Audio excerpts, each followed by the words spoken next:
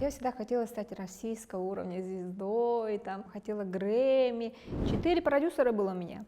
Контракт был у меня. А жить не на что, концертов нет. Мне там запрещали петь эти песни.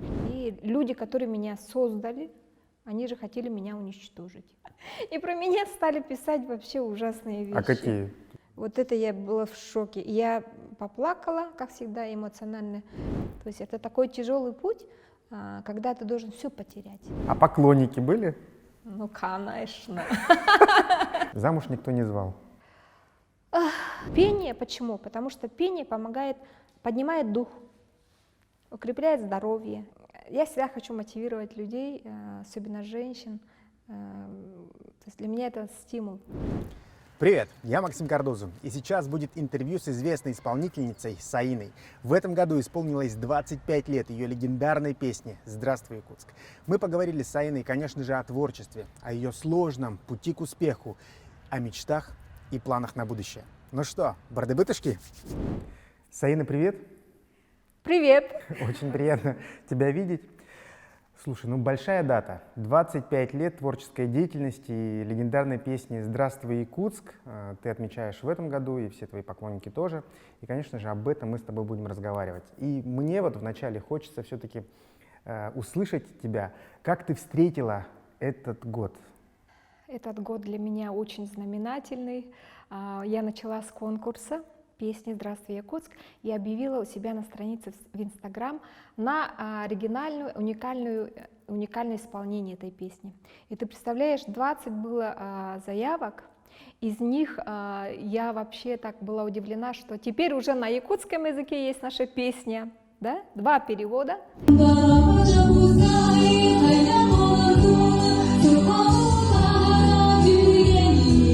На французском, на китайском, и еще вот для кто вот не говорит, не слышит, сурдо, тоже с переводом была версия.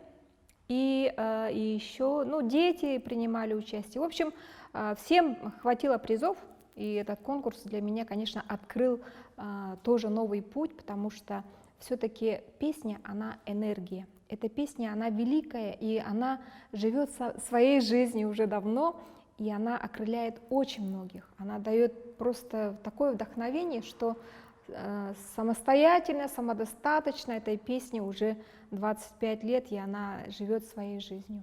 А что тебя больше всего удивило? Какой может быть перевод, какой язык, подход, может быть аранжировка какая-то? В 2010 году мне написала с Китая Мира Максимова и попросила спеть на китайском языке эту песню. Я подумала тогда, где я буду петь на китайском языке песню. Я сказала, «Здравствуй, Якутск». А если честно, я китайский не очень люблю. И я так очень любезно сказала, Мира, может быть, у вас получится. И ты представляешь, они сочинили свою аранжировку, это было фортепиано и скрипка с сестрой. И они так нежно ее исполнили. Ну, вот вообще очень здорово.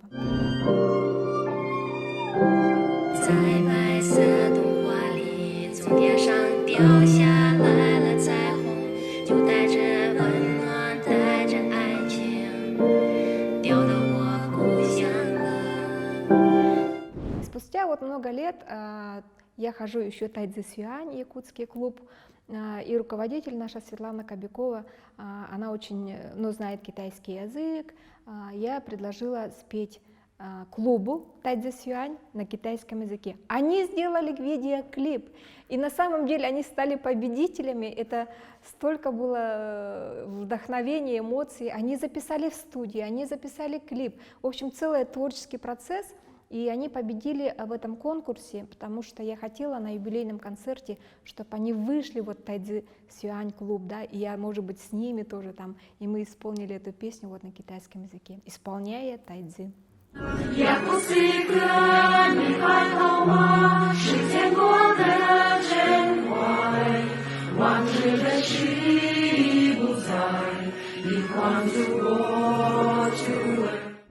А если говорить про проект, может быть, какой-то, ты готовилась к юбилею? Да, честно, я готовилась. Мы прямо готовили триумфальную программу на стадионе «Триумф». Это должно было состояться 17 апреля. Но предчувствие у меня очень сильное сейчас, интуиция, и я сказала своему режиссеру, что-то здесь не то, может быть, мы перенесем. И я была права, потому что 17 апреля была какая-то волна уже по счету, и был большой снег такой густой. Я думала, я действительно не соберу народ. То есть ты пока отложила Я юбилейный все концерт? отложу. Может быть, в Москве сделать, я не знаю. Ну а про идею какую-то ты можешь рассказать, там, что было заложено? Мы хотели обновить аранжировки песен первого альбома. То есть первый альбом, я считаю, в 97-м, который вышел, это просто одни хиты. И студия Соли Тутти, тогда звукозаписи, все-таки показала свой уровень. И на якутской эстраде не было никогда таких аранжировок. Если сейчас послушать эти песни, да, кстати, они сейчас в общем доступе, в интернете, везде можно найти, скачать песни, они просто шикарные. Уровень до сих пор как бы отвечает, и мне действительно в этом плане очень повезло. То есть вы хотели сделать новые аранжировки, просто обновить? Мы должны были сделать дуэт с разными интересными исполнителями, да, и вообще я должна была выйти, как это вот, ну, мне сейчас 50 лет, и я хотела показать такой, свой такой, ой, мне вообще-то 25, и я выгляжу еще лучше. То есть я занимаюсь йогой, цигун, питание и так далее, дыхательные, энергетические практики. Я вообще настолько хотела показать себя, как можно выглядеть в 50 лет, а также петь, и мастерство свое, я настолько, он у меня на самом деле высокий, как я пела тогда и как сейчас, это совершенно разные люди. То есть мастерство со всех сторон я хотела показать. Ну и, конечно, шоу. И наряды, да? И наряды, да. И на самом деле одна программа должна была настолько быть разнообразной, так как я пою в разных жанрах, стилях, и не только попса, но еще и джаз, фольклор, и классика. То есть насколько человек может себя развить, вот это я хотела показать профессионализм. Я слышал, что ты готовишь новый альбом. Это перепевки мировых хитов на якутском языке. Меня нашел продюсер Земфиры Леонид Бурлаков, и к моему удивлению он меня включил в музыкальный батальон, и мы спели на 17 языках, участники из 10 стран. 10-й наш десантный батальон, он прозвучал на якутском аж до мурашек. А к альбому это имеет какое-то отношение? Альбом — это, значит, уже первая песня. Далее мы стали уже записывать «Журавли» Яна Френкеля, Туруялар. Потом уже в Улусах стали клипы делать на эту версию якутскую. Дальше мы уже сделали и Катю Лель, и «Птица» Андрея Губина, и «День Победы» мы записали с Эдуардом Балановым к 9 мая. То есть вот такой какой-то процесс пошел, уже не было возможности остановить, все, душа уже летела. И, кстати, к 9 августа, День коренных народов мира, Николай Курилов попросил спеть меня на юкагирском языке «Аву Марию». И это было тоже что-то, потому что юкагиров осталось всего лишь 350 человек, юкагирский язык говорят на этом языке и думают на этом языке всего лишь 8 человек в мире. И он с помощью, вот, скажем, меня исполнил свою мечту, чтобы «Ава Мария» была исполнена на его родном языке. Мы работали, усердно работали над произношением, над всем. И, конечно же, записали, и еще клип сделали с артистической школой. В общем, творчество было такой мощный такой процесс.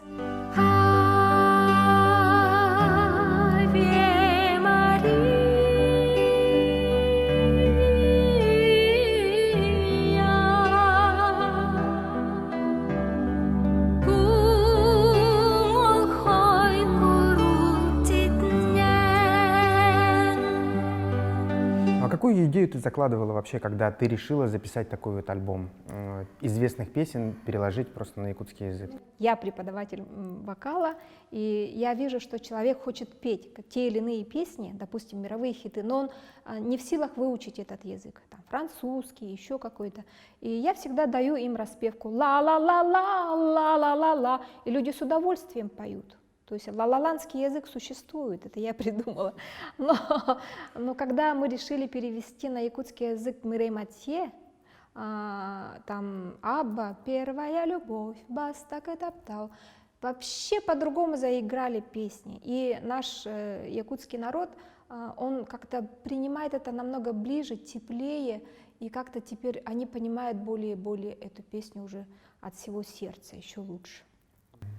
Если возвращаться к песне «Здравствуй, Якутск», и ты уже начала говорить про тех людей, которые помогали тебе, да, в начале твоего творческого пути, это авторы и Гринько, Коровин, ты можешь вообще рассказать, как тогда шла работа? Это же было настоящее продюсирование. Давай вспомним те 90-е годы, как это было. Я была обычным человеком, на самом деле я музыкальный руководитель в детском саду, работала, детский сад Толукчан, и просто была в филармонии студентом. У нас была фабрика звезд. Это Юрий Егорович Платонов открыл первую фабрику звезд якутских артистов. И мы были первые. Учились в 90-м году, 91-м году. О, боже мой, как это было давно. И дальше уже замужество, дочь, и я приезжаю обратно, и в филармонию меня берут в качестве концертмейстера. Все артисты проходили через уроки. Юрий Егорович, значит, преподает вокал, я играю распевочки. Кто поет? Ческырай, Сахая, Баря Манатова, Хатлаевы. Все прошли через наши уроки. Я все это слышала, как преподаватель учит. Но я была пианистом, и, в общем-то, на меня особо внимания не обращалось, потому что у меня средний такой уровень был, может, даже ниже среднего. Голосовой ты имеешь в виду, вокальный? Конечно, это же совсем, я тихо очень пела. Меня даже никто не слышал, как я говорила, пела, и мне это не надо было. Я не хотела быть звездой и так далее. Но судьба распорядилась по-другому, аппендицит, операция, месяц в больнице, и я говорю, я хочу петь. Я выхожу из больницы и говорю, я хочу сольно петь, мечту исполнить. Я боюсь, я не трус, но я выйду. Пошла, записала в студии Солитути песню. Все. И мне говорят, неплохо поешь, может тебя сделать звезду. Тут же появились продюсеры, Джуровичи, Евгений Джурович, Александр Джурович Даниловы, Коровин Александр и вот Жумаканов Тимур. 4 продюсера было у меня. Контракт был у меня. А что в этом контракте, кстати, было прописано? 50 на 50 То есть от доли, от прихода. концерты и Да. продажи, да? Ну, естественно, я же была артистом, и они должны были меня как-то так одевать, что ли, записывать песни. То есть весь продукт, он должен был записываться. Это первый формат на якутской эстраде вообще, что такое шоу-бизнес. Но пришла пора одевать меня, и мои продюсеры сказали, у нас нету чем тебя одевать, у нас вот альбом, мы тебя пишем, окей, клип мы тебе записали, СТВ, а одеть нечем. А жить не на что, концертов нет. И я такая, ну тогда расторгаем контракт, и я уезжаю на гастроли. И на тот момент у нас начали какие-то дела, там авторские права. Я там прошла такие тернии, да, огонь, воду, медные трубы. То есть что такое закон авторского права, я знаю наизусть уже. Мне там запрещали петь эти песни, меня на сцену не выпускали. Это была другая совершенно история. Я не понимала, почему я не должна петь, а потому что, оказывается, я под контрактом была, и люди, которые меня создали, они же хотели меня уничтожить. И у меня, конечно, была обида на это все. И меня спасли наши артисты якутские. Бюкке Бетуреп, Клим Федоров, Скалон Палов, они меня взяли с собой на гастроли по Якутии. Это был мой совершенно новый вдох, так скажем, выход. И я поняла, что такое быть артистом. Ну и стала дальше, соответственно, не бояться. Хотя у меня диск вышел, кассета вышла тогда «Здравствуй, Якутск», и даже ее признали контрафактной, еще арестовывали эти кассеты. Там вообще так много всего было. Я подумала, почему так все сложно, боже мой. Я просто хотела спеть. Я маме плачу, говорю, я же просто хотела спеть, почему мне теперь запрещают петь? Я вообще не понимала. И в газетах тогда, 97-8 год, всегда писали обо мне, что я выскочка какая-то, что я там собрала на «Золотом олене» премии, все премии. Расскажем, что «Золотой олень» — это тогда была премия музыкальная престижная якутская. Очень престижная премия «Золотой олень» республиканская, и на нем всегда вот было количество, вообще зашкаливало людей, известных персон и так далее. И, конечно, на уровне это все проходило. Просто на уровне. И мода, и музыка, и клипы. Все было очень задействовано. И я взяла все премии. Лучший клип, лучшая песня, лучшая певица. И потом на меня так стали смотреть. Кто это такая? За полгода вышла какая-то выскочка. И в газетах меня как начали писать. А я же не думала, что про меня будут плохо писать. Я же вроде хорошая девочка. И про меня стали писать вообще ужасные вещи. А какие? Да вот она какая-то, что такая вообще, что она себя представляет, почему она взяла все статуэтки, да это за нее все сделали. Ну, в общем, много было всего, и я не была к этому готова, и я сказала, все, я прекращаю эту деятельность, оказывается, быть артистом вообще плохо. Я лучше вернусь там в деревню, буду учителем музыки, никого не буду трогать. Вообще я такой человек, была всегда скромный, стеснительный, и я не хотела, чтобы обо мне обсуждали. А получилось все наоборот, до сих пор обсуждаем.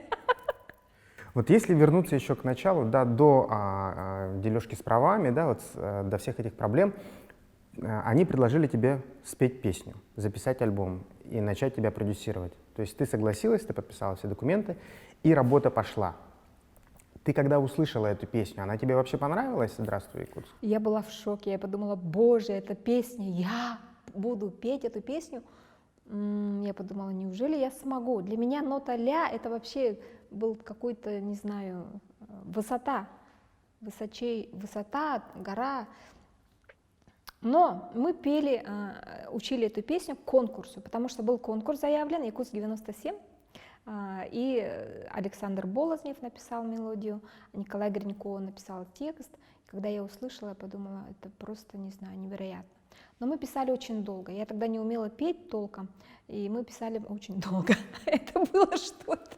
Я вообще возненавидела студии звукозаписей, а потом, наоборот, про меня говорили, что я все-таки студийная певица. То есть есть артисты студийные, есть концертные.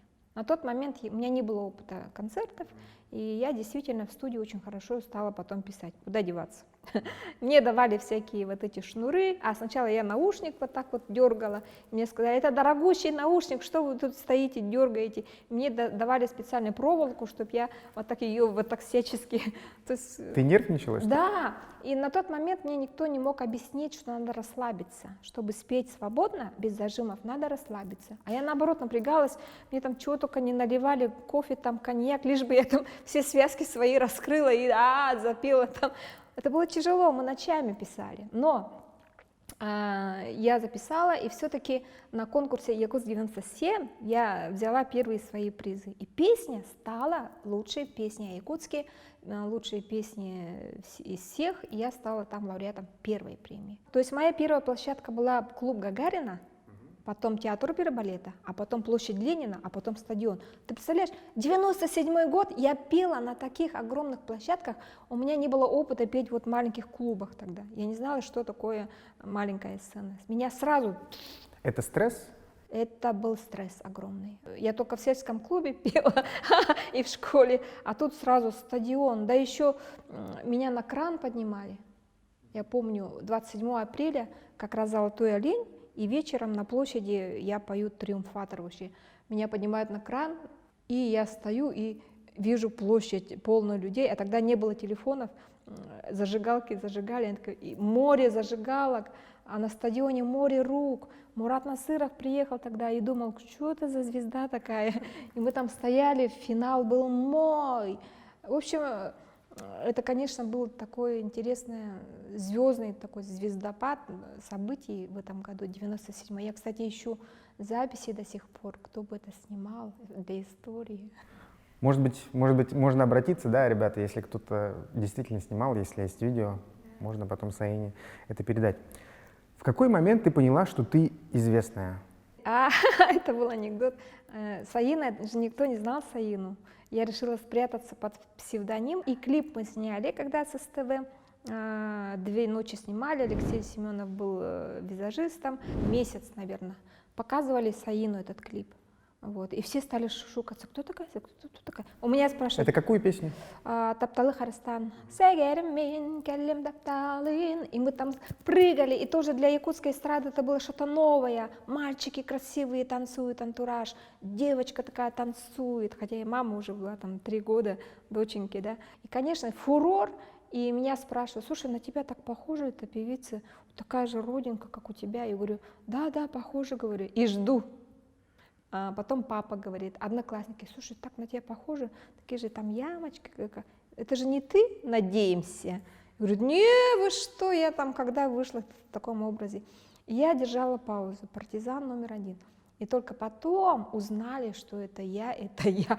Все были в шоке, я тоже. Потому что народ стал узнавать, и на улицах уже стали узнавать, и я поняла, что так, это популярность.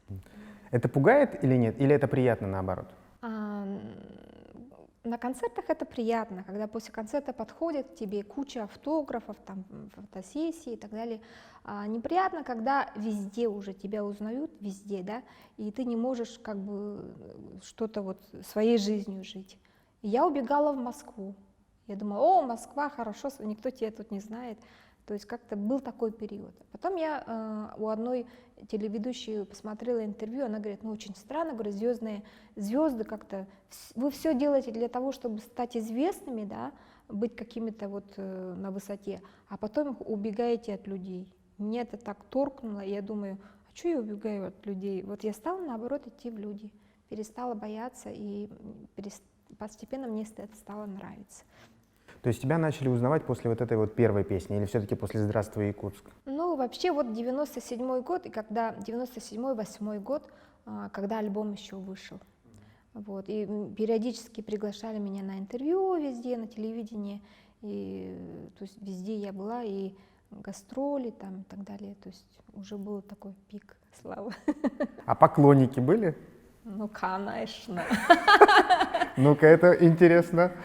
Можешь вспомнить какой-нибудь экстравагантный поступок от поклонника? Или, может быть, какой-то ездил прямо за тобой? Или что-то такое? Ну, на сольный концерт какой-то был в 2004 году. Мне с Москвы даже покупали букет там какой-то с сладостями. И вот так вот присылали. То есть купили в Москве букет и прислали его в Якутск, да, на концерт прямо тебе на вручили, концерт? там, допустим, были такие поступки, скажем так. Вот.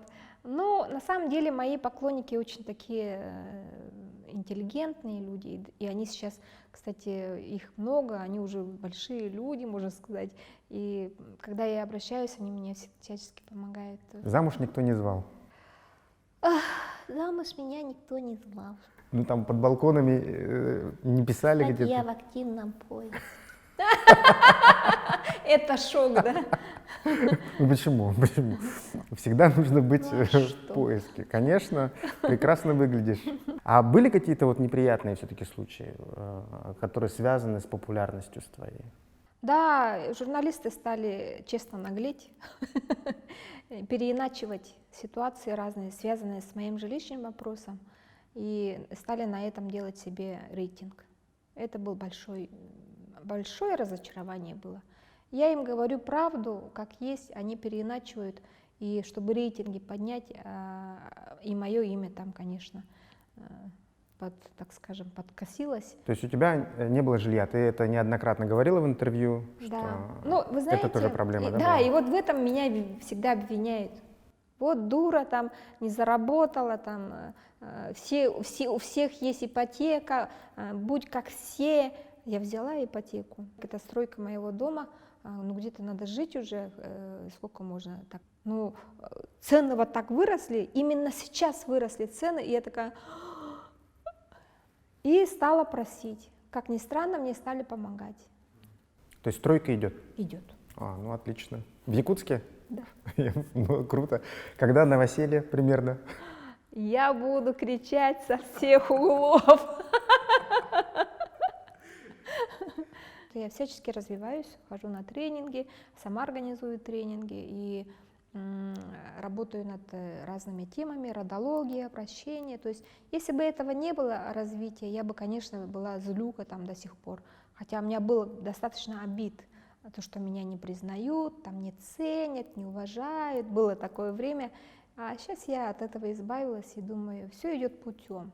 Наоборот, тебя защищают, чтобы ты туда не шла. То есть предки, наоборот, тебя вот так на путь истинный, то есть на духовное развитие. Наконец-то я там открыла глаза на многое, осознание пришло.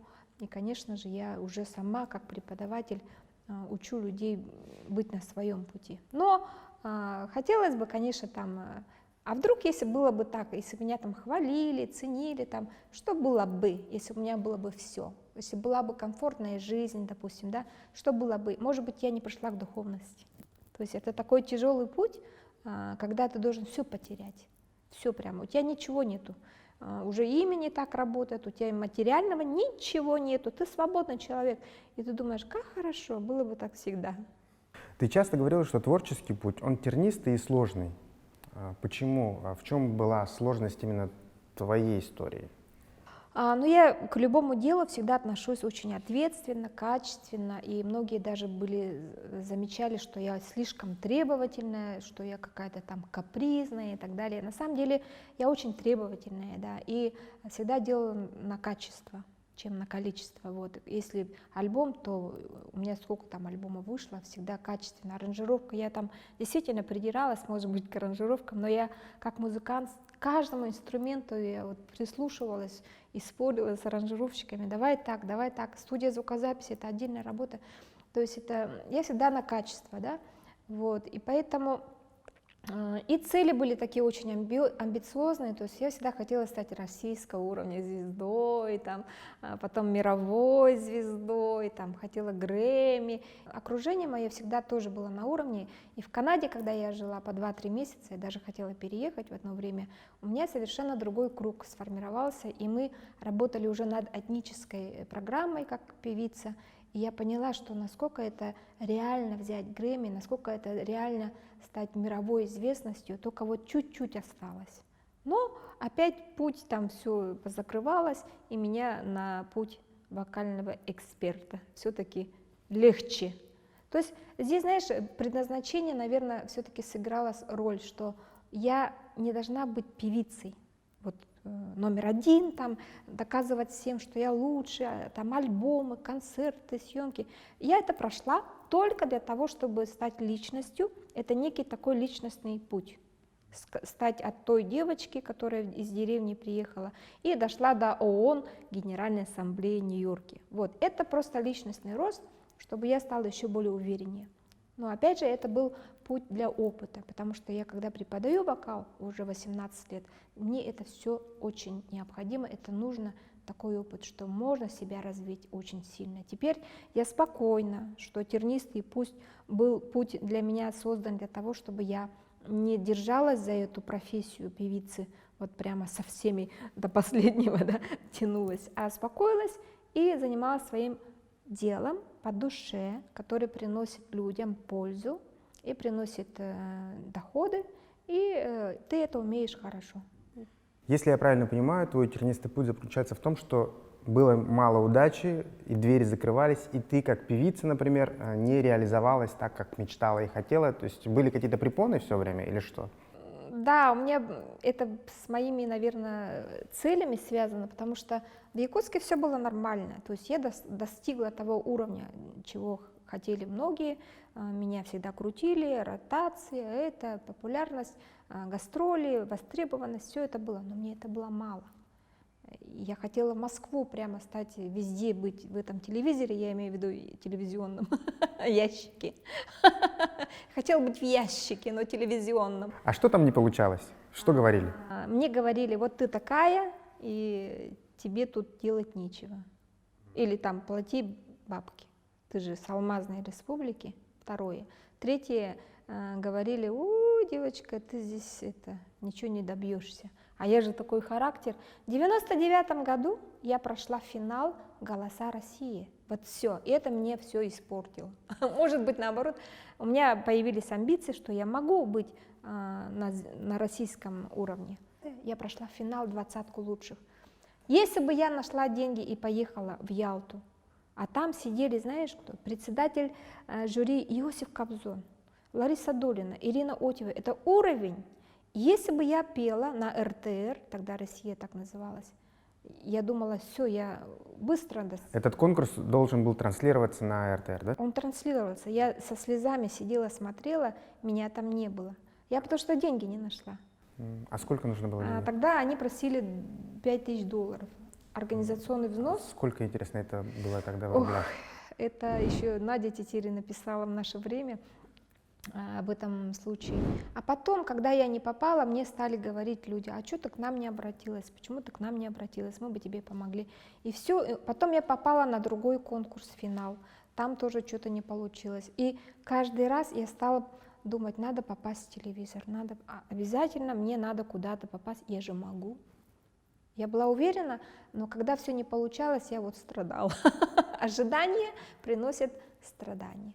Но еще мне помогло телевидение болгарское, когда я была на передаче «Шоу-то на славе», а это все равно, что Ургант теперь на Первом канале. Я попала, оказывается, в такую же передачу в 2005 году.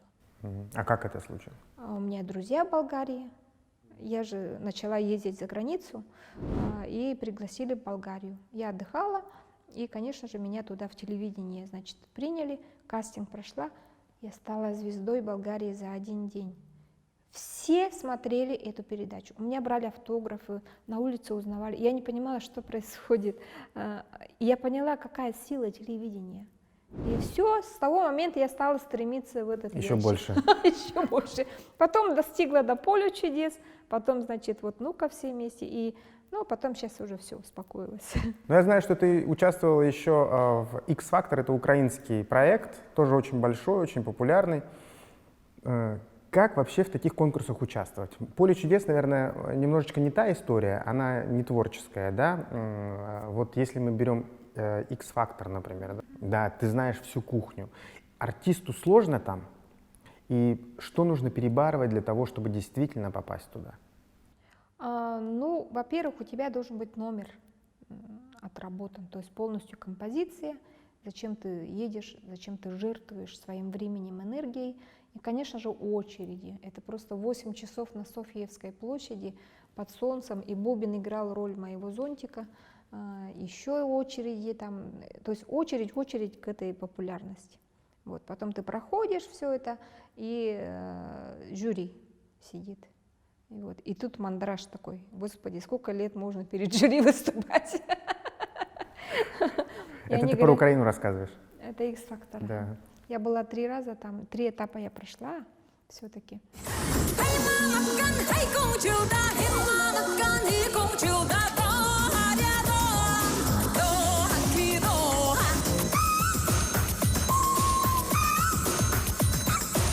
Но это был тоже стресс. Опять же, меня, если бы я по-другому цель поставила, может быть, там стать популярнее, известнее, показать культуру, а я поставила деньги.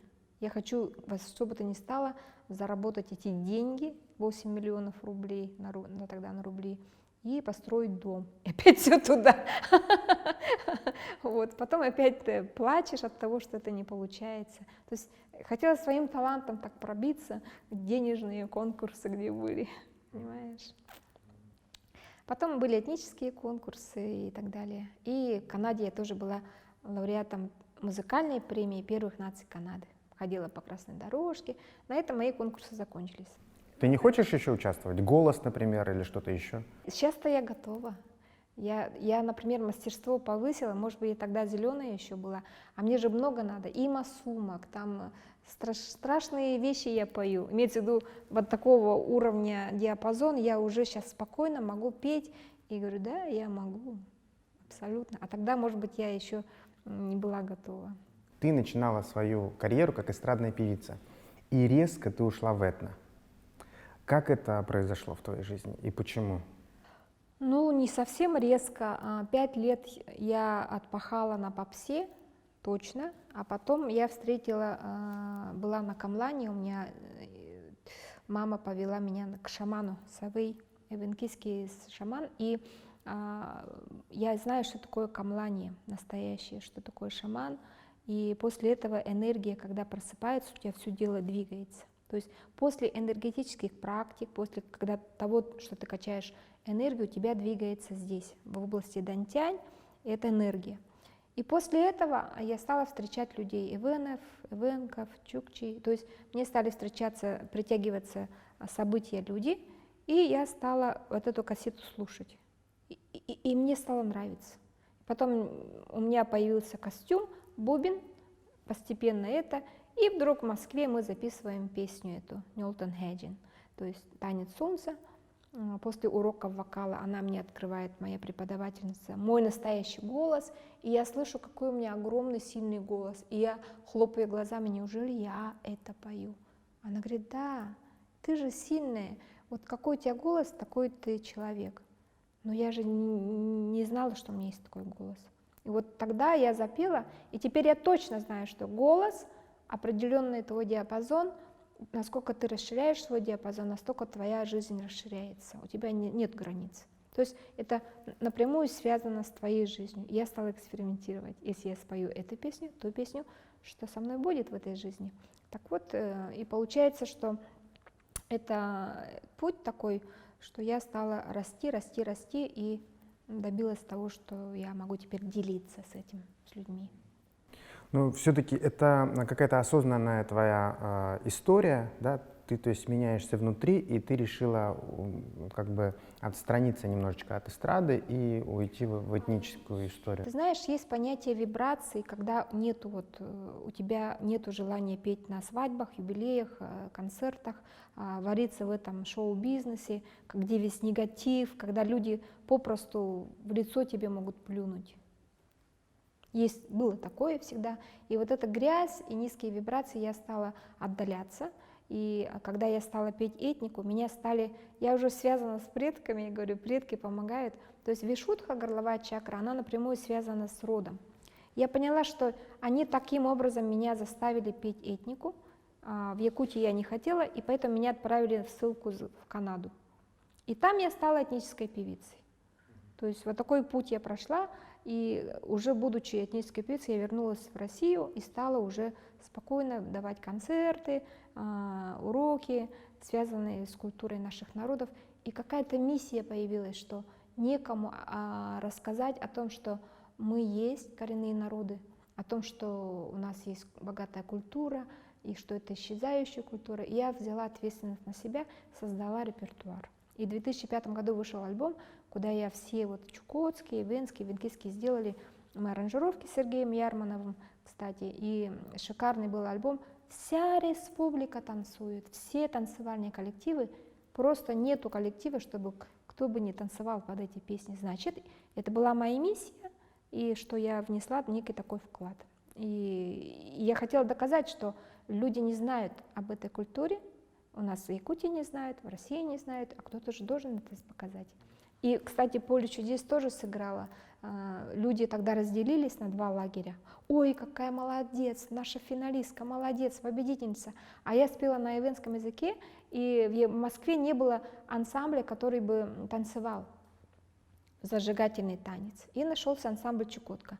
Так в Якутске стали говорить, одна половина говорит «гордимся», другая говорит «позор, позор, позор». Зачем опять бубны, олени, шаманы? Что за тонгустар, мана инкулю делар? Надо было сахалы. Вот это я была в шоке. Я поплакала, как всегда, эмоционально ранимый человек, и решила информировать людей о том, что мы есть, о том, что мы на одной территории живем испокон веков, и об этом надо говорить. Но я действительно читал в комментариях, что люди возмущены, что ты не поешь на якутском языке, а поешь на языках других народов севера. Ну, вообще-то я пою уже на 29 языках. И что теперь? В чем я виновата, люди? Это мой мозг так работает, мне мало все время. Я развиваюсь путем изучения пения на других языках. Мне это интересно как музыканту. Я музыкальный этнограф, я музыкант. Мне интересны разные мелодики, техники. И, конечно же, я узнаю народ с помощью песен. Например, там «Ой, летіли дикі гуси, ой, летіли» и так далее. И все, Украина уже принимает меня, допустим. Через песню я узнаю про своего, допустим, нового друга из Армении, там, из Норвегии. Есть некий контакт в этом. Что больше всего тебя может ранить во время комментариев, например, что отзывается больнее всего? Та же тема. Вот это все время идет какую-то это. Я говорю, мне знаете, сколько подписчиков разных национальностей? Как-то странно это. Или там, что ты все просишь и просишь. Я говорю, Ну, А что, например, ты просила? ну, в последнее время я прошу: народная стройка, я строю дом, там, кто может помочь, помогите. Я хотела построить центр. У меня все время, мне нужно свое место, где я могла бы развернуться там как руководитель, как центр развития человека, коренные народы. То есть я бы могла занять этот центр не ресторанами, фуршетами, а действительно развитием человека. У нас есть такие знания традиционные, которые нужно использовать для здоровья, для исцеления, для роста. И вот такой центр у нас есть уже проект. Сейчас, слава богу, надеюсь, мне помогут, потому что... Он называется «Дружба», да? Дружба. И еще есть некий проект, я даже в Москве даже хочу развернуть. В общем, много проектов у меня всегда в голове, и они хорошие проекты. Давай немножечко про школу вокальную поговорим. Ты уже сказала, что ты занимаешься преподаванием уже давно, и в пандемию ты тоже преподавала.